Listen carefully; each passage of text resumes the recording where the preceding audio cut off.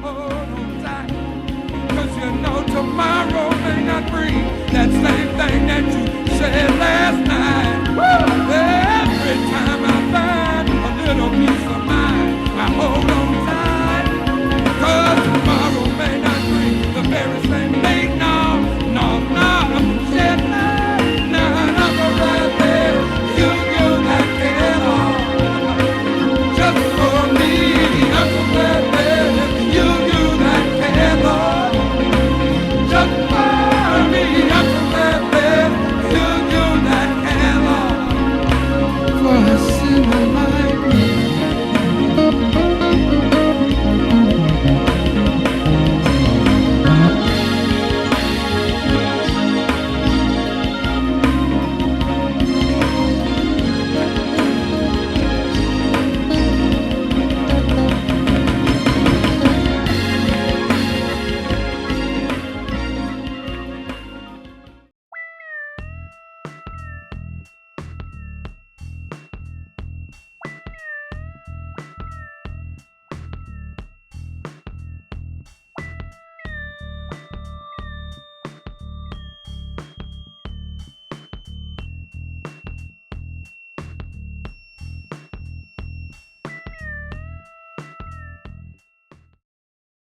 Well, hello, Michael Linsey. How are you doing today? Okay, I'll start it again. You're an uplifting human being. I'm doing well. I'm not as cheerful as you, but you lifted my spirits right there. Okay, well, I didn't mean to catch you off guard. It's all good, but you did. Okay. Mike, I know today that we're going to have some conversations. Some are going to be a little touching and all that. But before we get really into the heart of what this interview for us at this time is about, we know you have a lot going on. Could you possibly tell us a little bit about where you come from and some of the things you've done? Sure, I'd be happy to. I think that you have to actually go back a long way.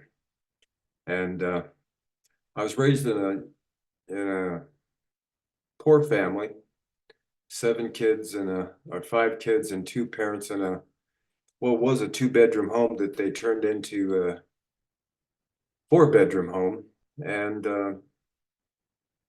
father was an abusive my natural father died. My stepfather was an abusive alcoholic who tried hard, but he'd been abused. So that's important to understand, because parent loss is a multi-generational problem in my family. So my great-grandfather was murdered in an armed robbery in Leadville. So my grandfather lost his father. I lost my father, and ultimately my grandson would lose his mother.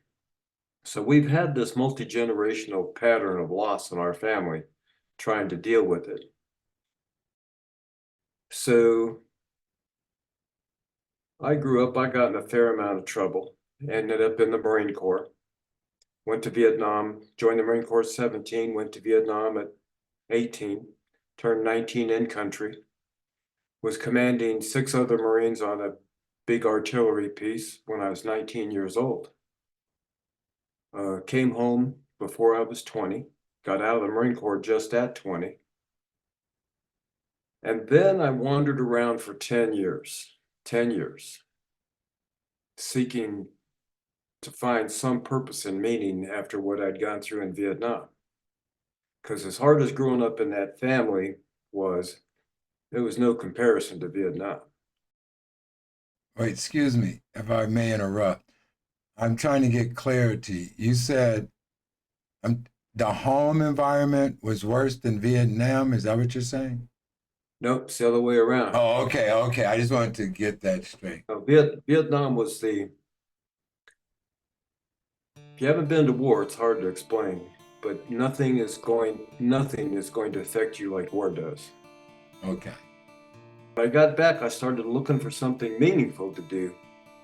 I had a job a year, 2 jobs a year, moved all over, went to 6 different universities. And then I found a career working with violent offenders.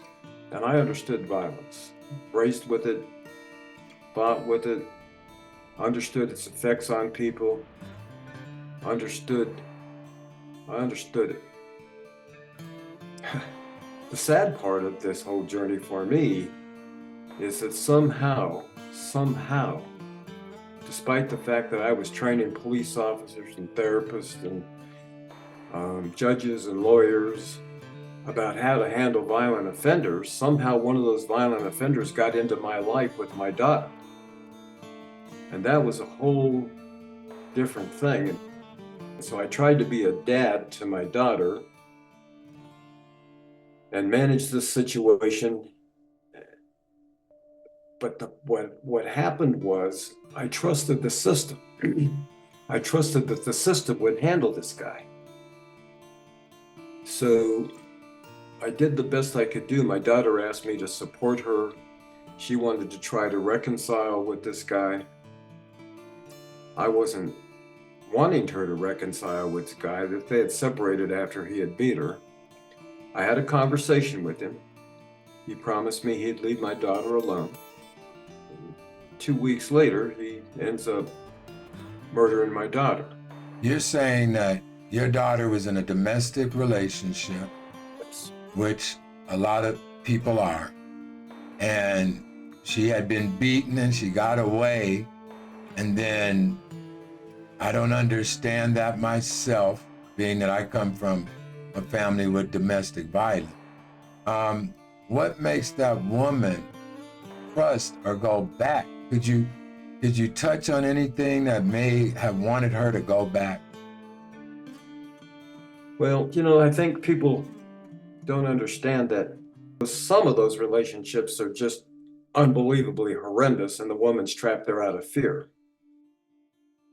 And sometimes the person she's in love. She loves the guy, and maybe 80% of the time, 90% of the time, I don't know, a big chunk of the time, he's okay.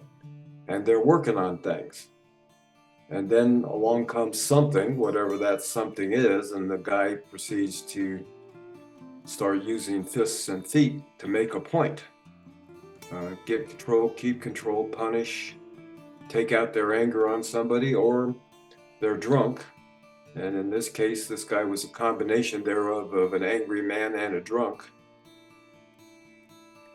So she actually went back to him, and then she separated from him again. And I left that piece off because I haven't told this story in a while. So then she left, but when she left the second time, she didn't tell me. I didn't know that she had separated. And I didn't know that things had escalated again. I believe that she and my ex-wife and my mother, the three of them, didn't tell me because they were afraid of what I would do. And I would have gone down there and I would have intervened in a number of ways had somebody told me that this thing had escalated again.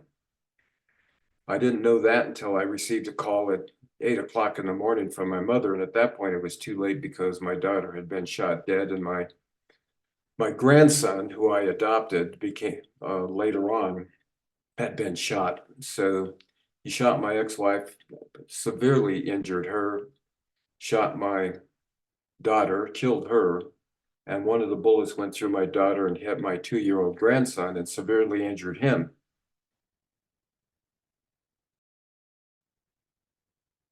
Wait, this is serious. I mean, this is, I wouldn't have, when I met you and talked to you and heard about this, and we were going to talk, I just really thought your daughter and what you're going to tell us.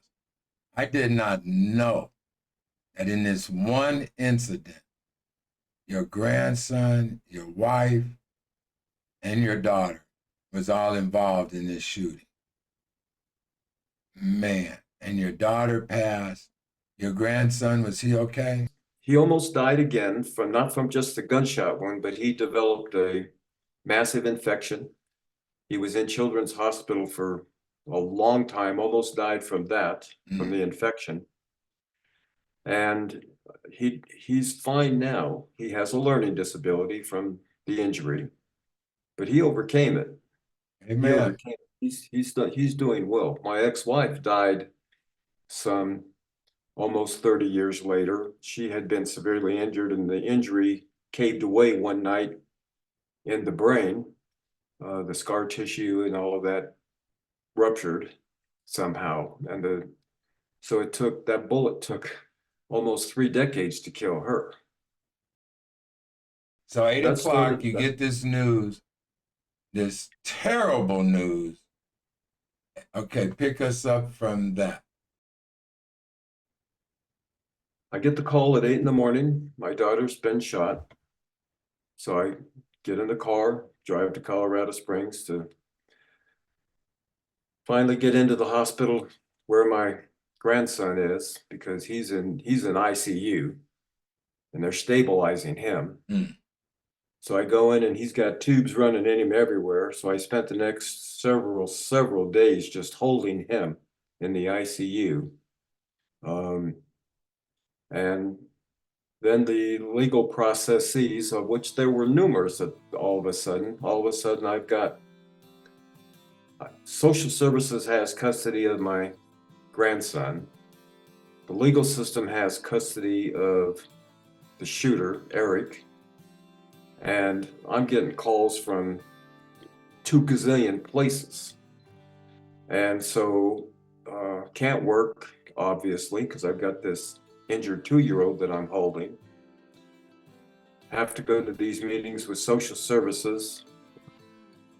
Long process. They put me in the line to get custody of my grandson. So that I got temporary custody. Then I had to go through the process of getting permanent custody. So all of that's going on. So there's this barrage. I'm not working. I have no money. So I'm going through savings, borrowing money on my house. Eventually lost everything because I wasn't able to work. I hadn't planned on inheriting a 2-year-old, an injured 2-year-old on top of which. Got a lot of support from the community, a lot of support from my friends.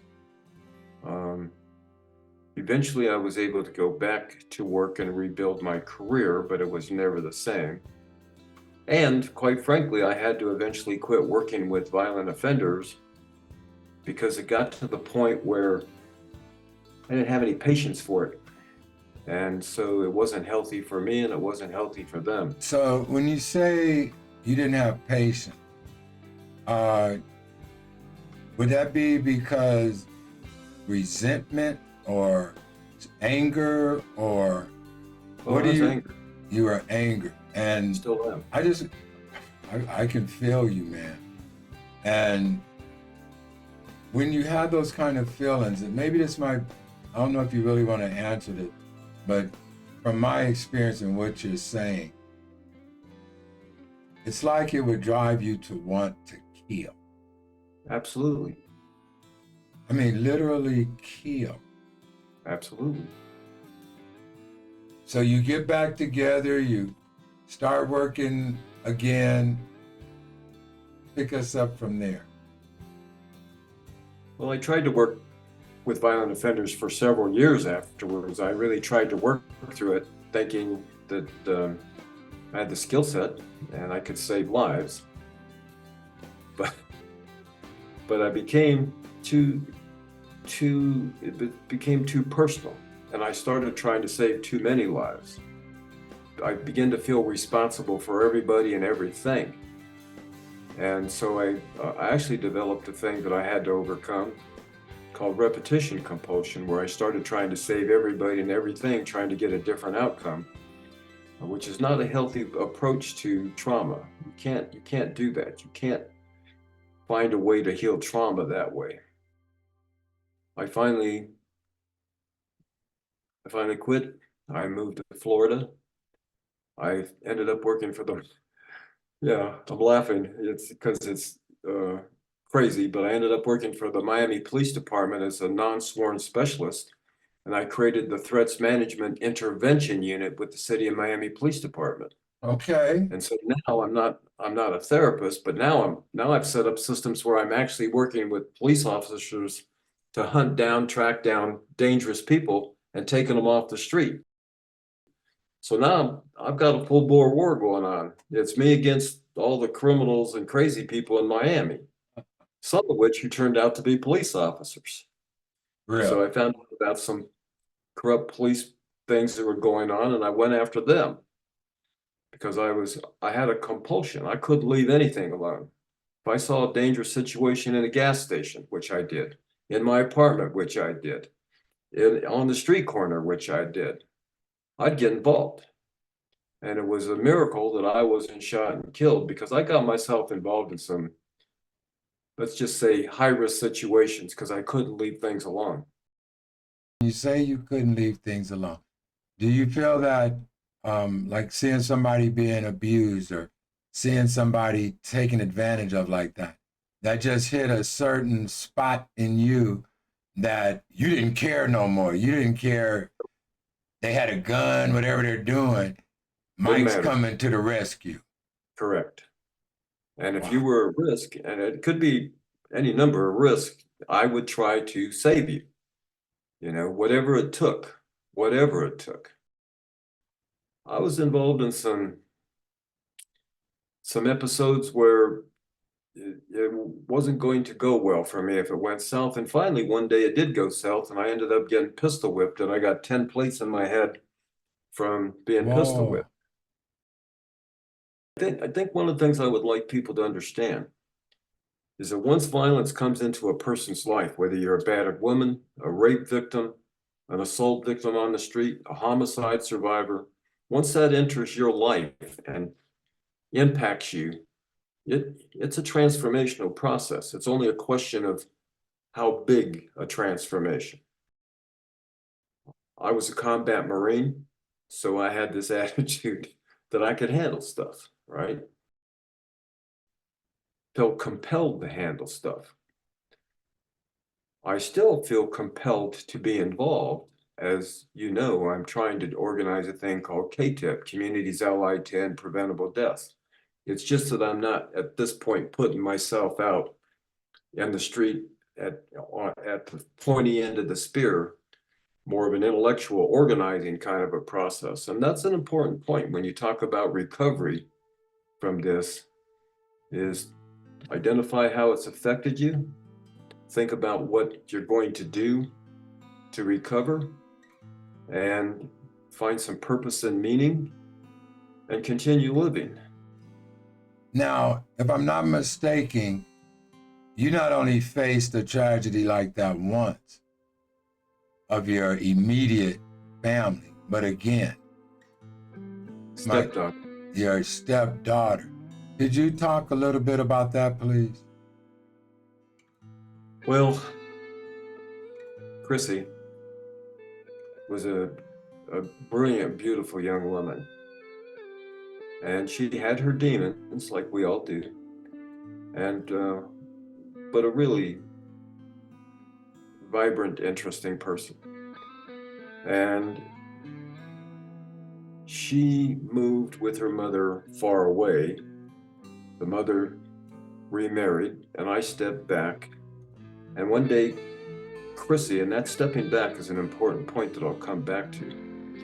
Chrissy was at a little card game one day, just playing cards with some people that she'd played cards with forever, having a nice time, nobody bothering anybody. And this woman comes in because she's sort of attached to one of the other people in the card game. And this woman is crazy. So she punches Chrissy in the face. So Chrissy says, I'm out of here. Gets up and tries to leave. Gets out into the street, and the woman runs out, gets in her car, and runs Chrissy over. Kills her.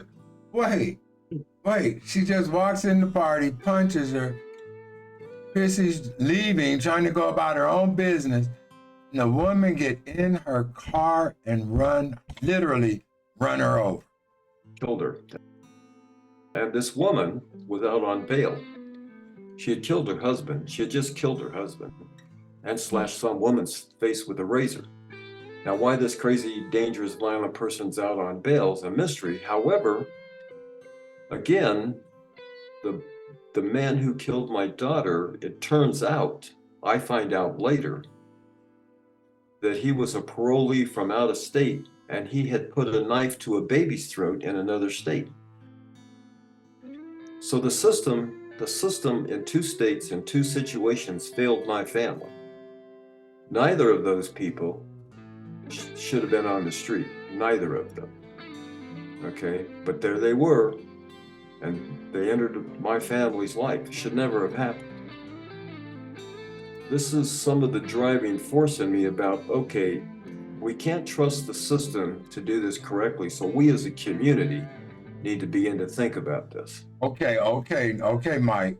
You're not talking like vigilantes type stuff, right? I mean, but Well, sort of, kind of. It sounds like we, the community, that means we need to take charge of some of this stuff ourselves.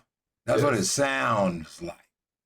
Well, now that's as you go. Now we go back. We'll do the time machine, and I'll go back. Okay. Back when my daughter is first murdered, I'm too busy to think about anything. I've got this injured kid. I've got court dates. I've got economic problems.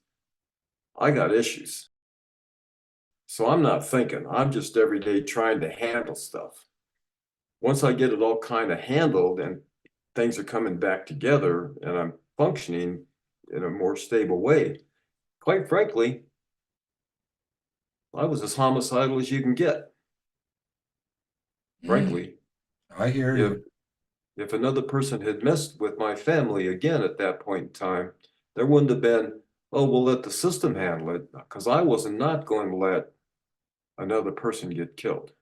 That was it. So, but at a point, I had to choose. I had to choose to be a vigilante and violent, or I had to choose to try to do something constructive. For a while, that was a daily choice. How will I behave today? But after a while, as I continued to work on it, spiritually, therapeutically, professionally, I'm engaged with raising this 2-year-old. I began to build a life. Now, here was the big turning point. And this is just me, because every survivor has to find their own path. There's no single path here. For me, the turning point was when I accepted one thing, that every single thing that I would have, do, experience, and accomplish was the result of my daughter's death, and that I would have to accept the good and bad of that, because there was good things. There was enjoyment, there was pleasure, there was hope.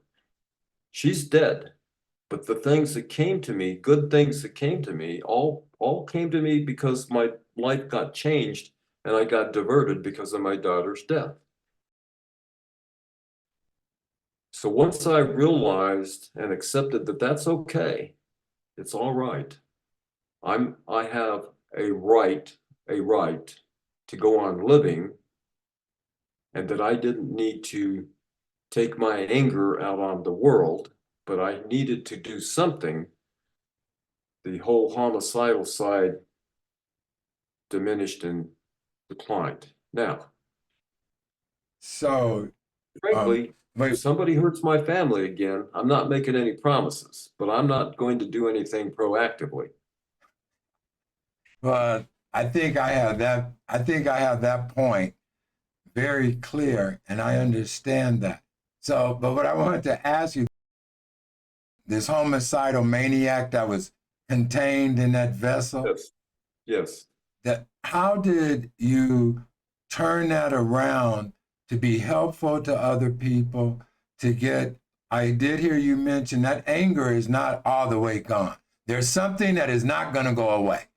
Correct. I mean, that's a void that will not be filled.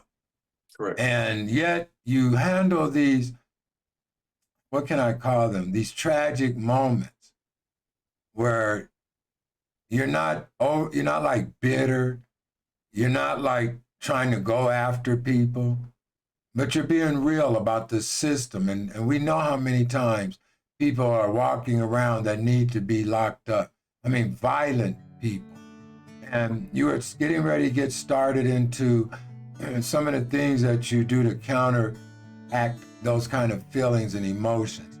And some of the organizations that you're putting together, and what your goal is at this time, going through all of that, you want to have an organization to do what now?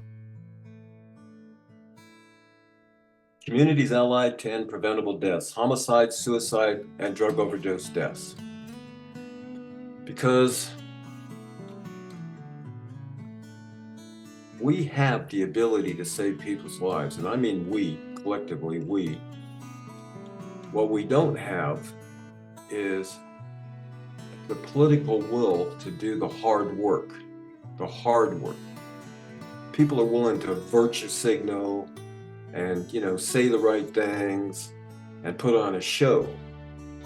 But to really make this change, it's going to take some hard work. Systems are going to have to change their behavior. Okay, the education system's got to stop failing kids and making excuses. The criminal justice system needs to start working in a more humane way, one individual at a time. Criminals are not all the same. Violent offenders are not all the same. Okay? Each individual situation, each person, we need to take a far more individualized approach to this. Okay? And we need to save it, especially youngsters, especially young people. We need to save as many as we can by putting the resources into education and real opportunity, not fake opportunity, because we've got a lot of fake opportunity out there, trust me. Oh yeah. And start lifting people up. And as we find those folks who are so damaged and so injured and so broken that they're too dangerous, well, we can put them in a humane place, okay, out of society. Prisons don't need to be some hellhole, okay? I'm really trying to organize to do serious, and I mean serious, deep system change. Because you look at what's going on, do you know that over 240,000 African-American youngsters, mostly youngsters, well, I'm old man, so if you're 35 or 40, you're kind of a youngster to me. I know that's not true, but feels that way. 240,000 plus or minus a few African Americans have been murdered in the last 30 years. Another 130 or 140 have gone to prison behind that. So we're talking about taking almost 400,000 people, a whole city of people off the street. Okay, that's about something. That's about something going on in our society.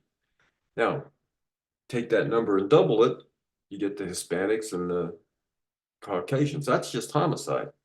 Suicide and drug overdose deaths were into equally big numbers. So hope, where's the despair? Where's the anger? Where's the absolute sense of disconnection coming from in this society that people are dying at this rate in these ways? We have to really begin to go back and evaluate our society at its core. And I don't mean repeating the same politically correct narratives. I mean taking a deep look and see if we can find out what's really going on. Right. I developed this commitment. I started working on this 8 years ago. And I couldn't believe that for 8 years, we've been letting tens of thousands of people die. No matter how many times I'd bring it up, people go, well, that's kind of how it is. Finally, people are really working hard to put an end to this. And there's some hope coming. And we need to work closely together across cities, across counties. Well, that's what K-TIP is. That's kind of, I like that. That's kind of how you and I met, discussing that and how I could be a part of that and how we can kind of start getting the message out that we need to come together as a community, not look at trying to change the world, but we could start changing things right in our community, our city, our neighborhoods. There's things that we can do. And there is a lot of people who have lost hope. There are people that talk about, we look at suicide as like maybe an instant thing. But as I look at a lot of young people, and I say young people as well, a lot of them seem like they have no more hope. It seems Yes. like they may not take a gun and end it right now, but the way they're living, the way they're going, you're just killing yourself slowly. You just don't have enough, courage to change your life, or just go on and say, I'm done. And to have someone there when you're dealing with violence and the fears and what you mentioned earlier, like with your daughter, it could have been she loved him. It could have been she was scared. You can have a lot of different reasons for why a person allow themselves to be kept in a bondage like that, or in a situation like that. And I believe this group that you're starting, I want to help you be a part of it. I want to see how we can get this momentum going. And I believe there's a meeting coming up on Thursday. Was that July 18th? Yes. This particular meeting is a invitation only meeting, just because we're trying to build a core group, and then we're going to build out from a core group to a bigger group, which will become more and more of an open communication across county lines, so that eventually the people up in Cripple Creek, Colorado, because I'm working with the people in Cripple Creek. Okay, they've got a problem not dissimilar to except that they're poor and they don't have any resources. I know people think they're not, but they are. There's a lot of poor rural people in this country that don't have access to the things that people in the big city have. Now, they don't have some of the problems that the big city people have with drive-by shootings and things and gang shootings, but they've got meth, and they've got drug deaths, and they've got poverty, and they've got lack of education and lack of opportunity. We want our kids to have a decent education. We want them to have safe communities. We want them to have access to all kinds of opportunities. Okay, so you talk about people coming here seeking opportunity. Our people are seeking opportunity. So let's really begin to look at getting the resources to where they need to go. We have pockets of poverty. Chicago, one weekend in Chicago, 100 people shot, 17 dead and 83 wounded. Why? That's craziness. These people in these situations that have no hope, and they feed them drugs and fear and all of that kind of stuff. But Mike, I am thankful that I have an invitation to that meeting on Thursday, and I'll be there.